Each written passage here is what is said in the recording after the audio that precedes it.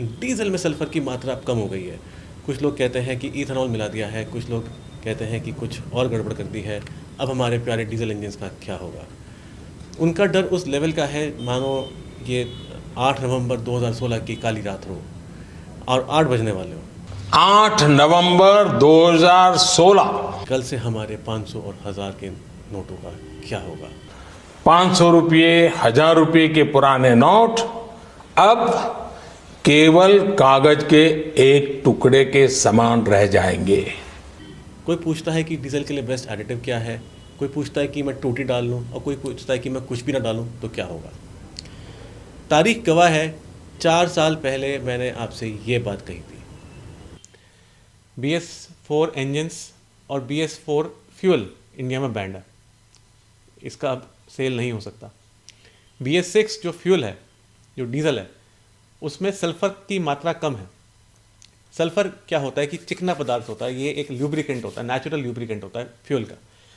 मेरे से एकदम से बहुत सारे लोगों ने एक ही सवाल पूछा कि डीजल में अभी ये गड़बड़ हो गई है तो क्या करना चाहिए।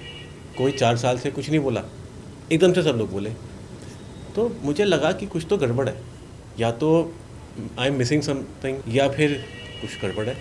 तो मैंने फटाफट से गूगल निकाला, मैंने गूगल भाई से पूछा, भाई क्या हुआ है, कोई खबर डीजल के बारे में, कुछ चेंजेस हुए हैं क्या कंपोजिशन में? तो गूगल ने बताया कि भाई कुछ भी नहीं हुआ है, कोई दिक्कत नहीं है।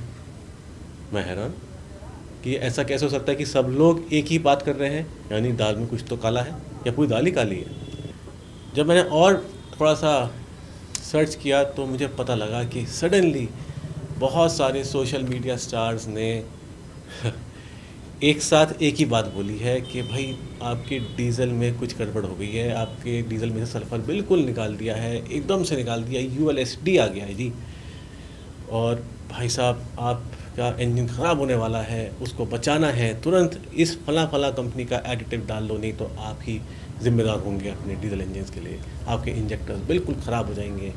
ऐसे ऐसे बातें सुनने को आई। मैंने जब इसको सर्च किया तो फिर ये समझ में आया, ये लोचा है कि कुछ कंपनीज़ ने अपना गड़बड़ किया है। मैं ये एडिटिव की कंपनीज़ का फ्रॉड, उनका स्कैम आपको बता रहा हूँ, इसको सब तक फैलाइए ताकि जो ये मिथ है, जो भ्रांति है, ये ख़त्म हो जाए। इसके लिए आपकी हेल्प लगेगी। तुरंत इसी पॉइंट पे इस वीडियो को लाइक कर दीजिए, लाइक का बटन दबा दीजिए। अगर आप 80s या 90s से पैदा हुए तो आपको याद होगा कि उस ज़माने में कुछ ही गाड़ियाँ आती थी, जेन 800, एस्टीम 1000 आती थी, मारुति 1000, ओमनी, जिप्सी आती थी, और इसके अलावा CLO आई, फिर सेंट्रो आई, और इसके अलावा डीजल में कुछ गाड़ियाँ आती थी जैसे Tata Sumo, Tata Sierra, Tata Safari, Ambassador आती थी। तो उस ज़माने में डीज़ल को थोड़ा सा एक घटिया उसमें देखा जाता था कि भाई ये अच्छी चीज़ नहीं है। फिर पंजाब में सडनली डीज़ल का रेवोल्यूशन शुरू हो गया, एकदम से बहुत सारी गाड़ियाँ डीजल में आनी शुरू हुई। शुरुआत हुई जेन डीजल से, फिर एक्सेंट CRDI आई, और फिर सडनली डीजल ने दिलों पर राज करना शुरू कर दिया। डीज़ल की रिलायबिलिटी बहुत थी, डीज़ल की फ्यूल एफिशिएंसी भी हुआ करती थी, और साथ में डीज़ल का टॉर्क बहुत था। फिर धीरे धीरे पेट्रोल डीज़ल की कीमतें बढ़ती चली गईं, आसमान छूने लगीं। तो ये बाकी चीज़ें तो एक तरफ हो गई, और जो फ्यूल एफिशिएंसी है ये फ्रंट पे आ गई, और बाकी चीज़ों ने बैक सीट ले ली। फिर हमारे यहाँ लाइन ईजाद हुई कि भाई कितना देती है, बस रेस्ट इज़ हिस्ट्री। अभी मैंने बात करी लाइफ की, तो लाइफ डीज़ल की ज़्यादा क्यों होती है? भाई वही मेटल, वही लोहा, वही एलॉय, वही एल्यूमिनियम का इंजन पेट्रोल का भी है, वही डीज़ल का भी है।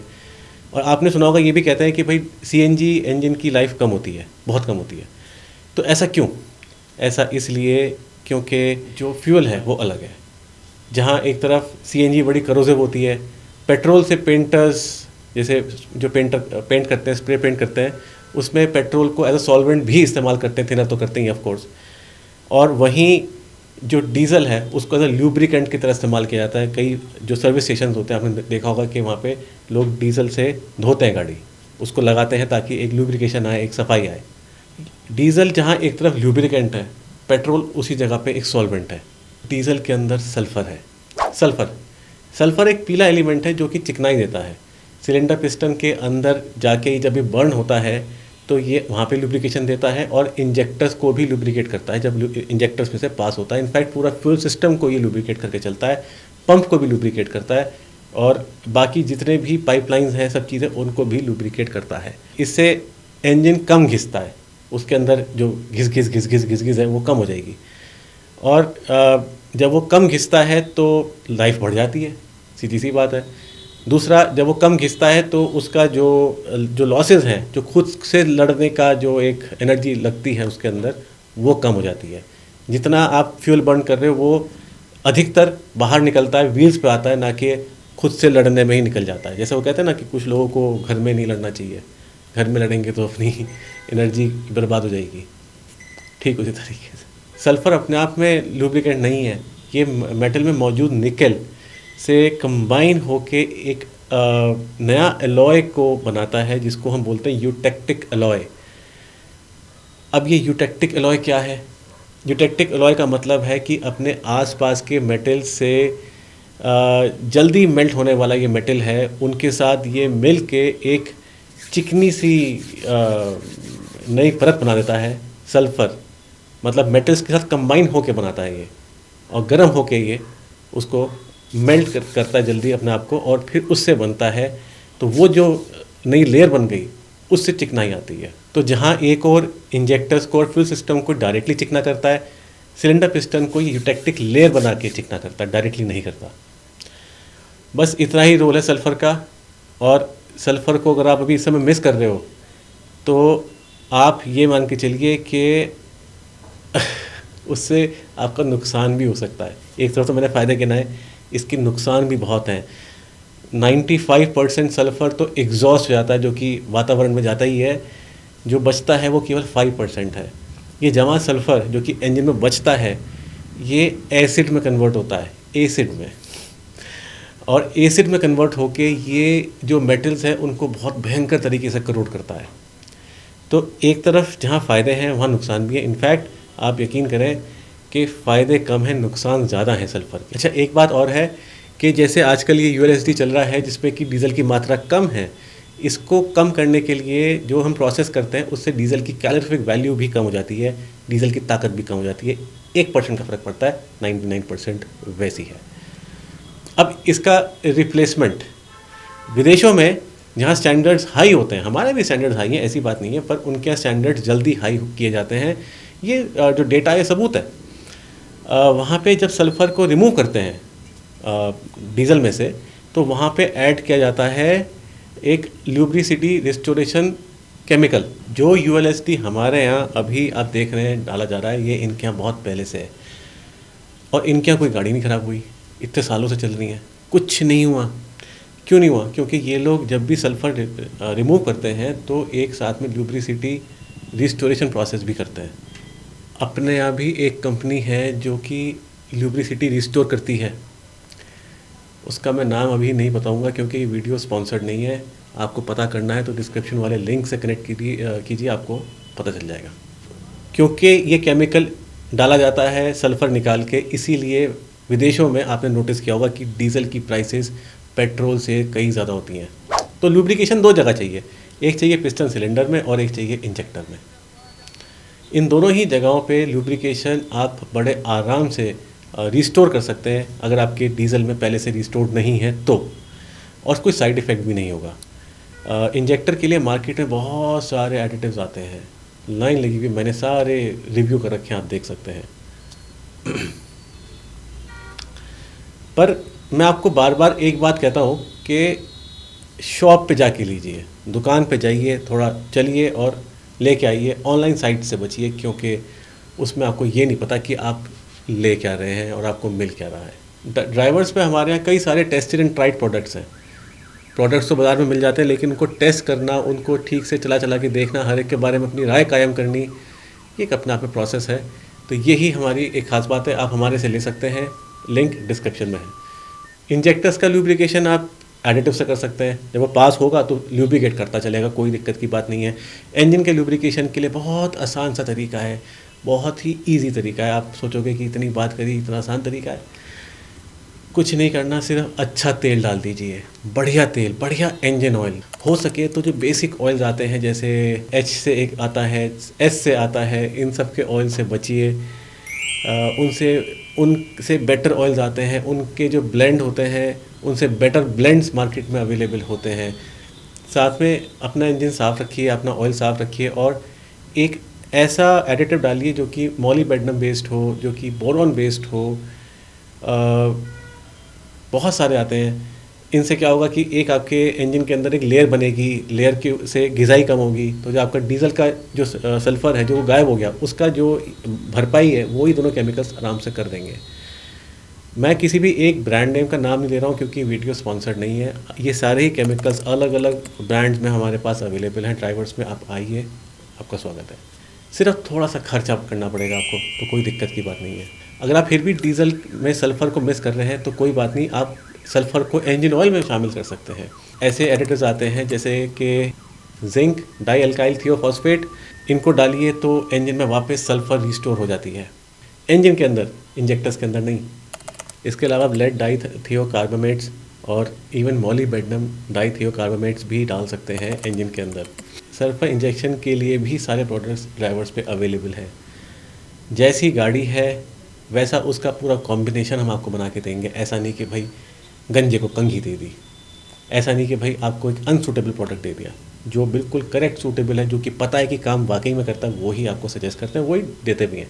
मैं कितने लोगों को मना कर देता हूँ, मेरे को पूछना है कि ये केमिकल चाहिए जी। मैंने कहा भैया हमें नहीं देना, आपको लेना है तो जाके दुकान से ले लो, क्योंकि आपके लिए सूटेबल नहीं है, मैं तो आपको दूंगा नहीं। क्यों?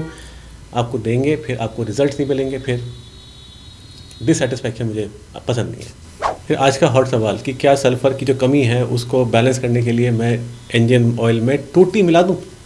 टूटी ऑयल वो जो होता था स्कूटर में पड़ता था, बजाज चेतक में, काइनेटिक होंडा में, उस ज़माने में।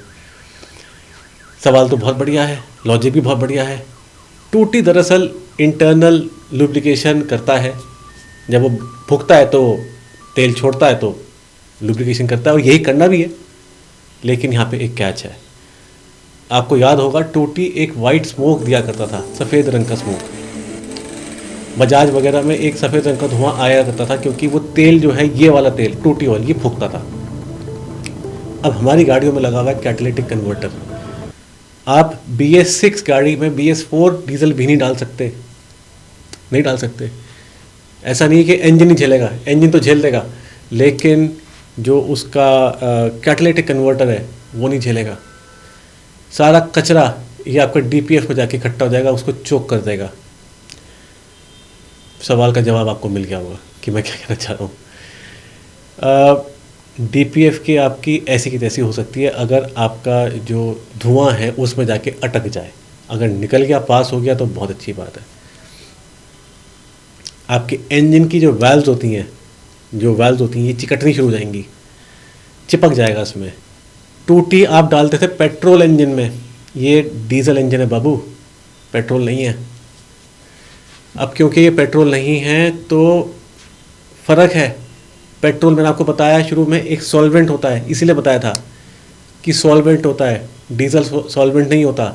सॉल्वेंट होने की वजह से वो साथ में घोल के उसको ले जाएगा, ऐसा एक थ्योरी है। कितना प्रैक्टिकल है मैं भी नहीं कह सकता लेकिन तब भी ये आइडिया ज़बरदस्त है।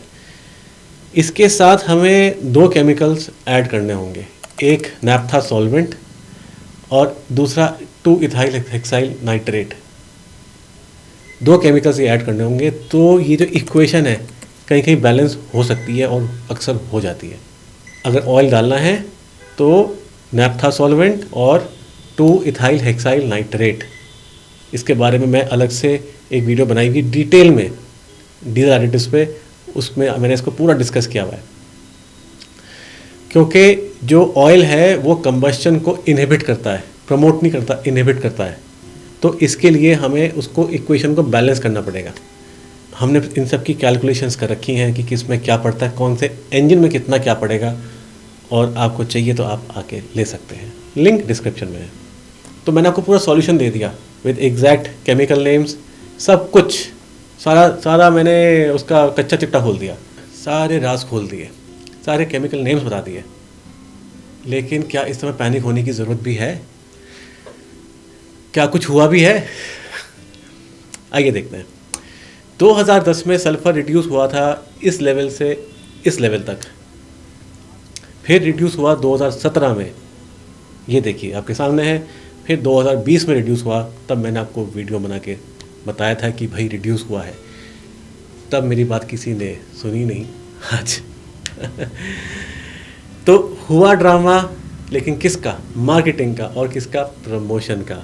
आप बिना सल्फ़र का ड्राई डीजल ही डाल रहे थे, आपको पता ही नहीं, 4 साल से डाल रहे थे। अगर अब तक कुछ नहीं हुआ तो यकीन मानिए अब भी कुछ नहीं होगा, कोई डरने की बात नहीं है।